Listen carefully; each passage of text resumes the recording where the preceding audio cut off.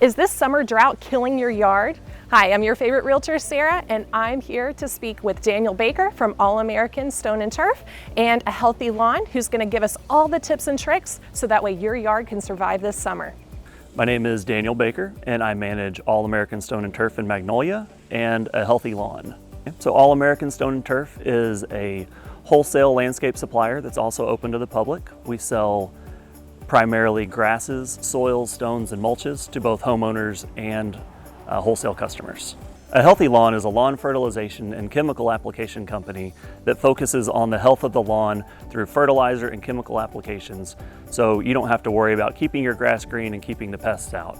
So we grow it and you mow it, you keep it watered, and it'll grow great and you'll have a nice healthy lawn.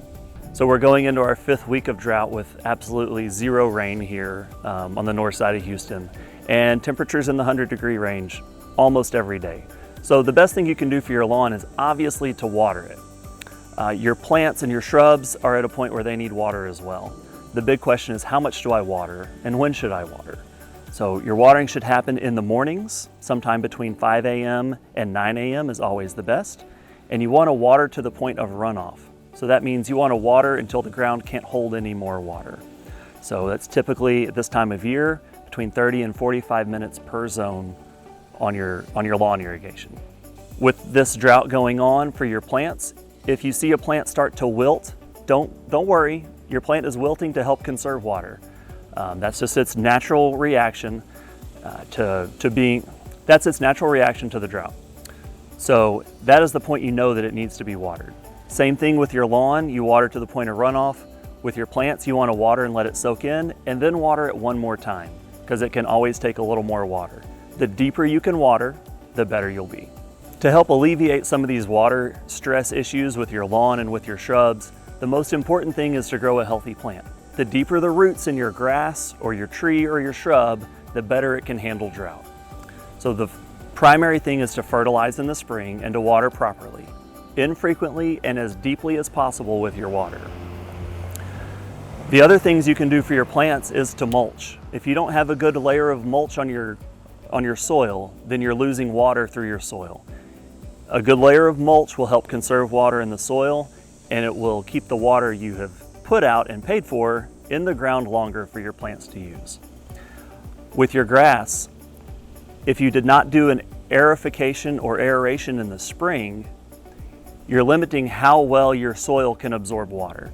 So you want your water you put out to be able to get deep into the soil. So punching that hole with an aeration allows the water into the soil better and allows for a deeper root in your grass. So if you did not do an aerification or aeration this spring, consider one this fall or even over the winter or next spring, and it will really help your lawn thrive through the summer and ward off stresses. One thing you can do to ensure you have a healthy lawn year-round is to make sure that it's fertilized well.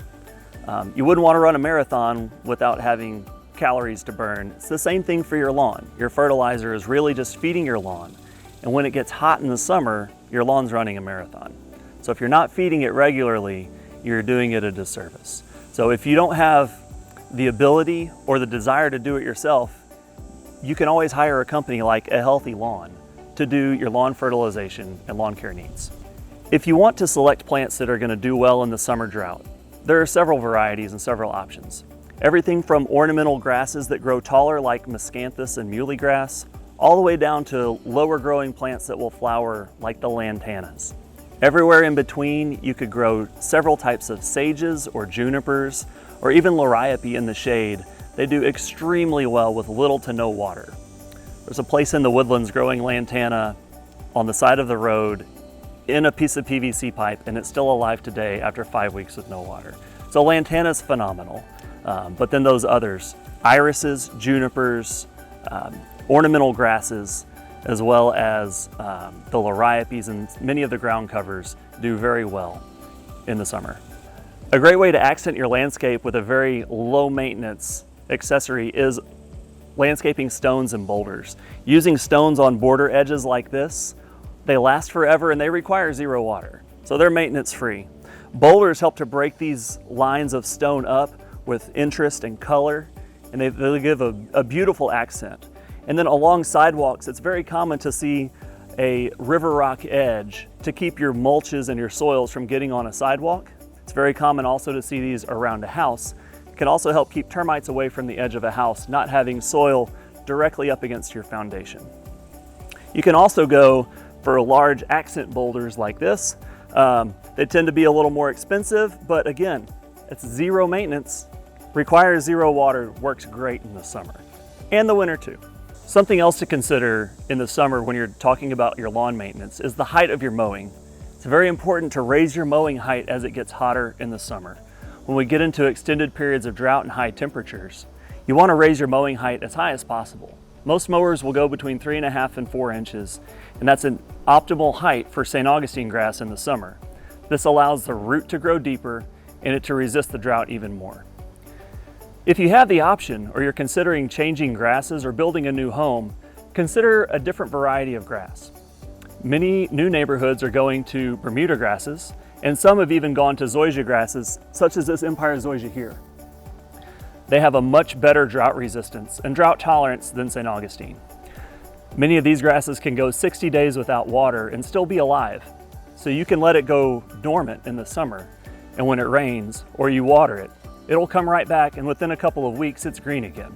Consider having a different type of grass installed if you're concerned about water management or water use or the cost of water in your current neighborhood. Make sure you check with your HOA or other governing body to make sure that they're okay with you putting that grass in your yard. Sometimes you have to have a physical barrier between your yard and your neighbors if you choose a different grass. To do that, the best looking thing is to put a line of stone or to have a rock drain between your yard and your neighbors so that your grass doesn't get into their yard and you can keep them separate.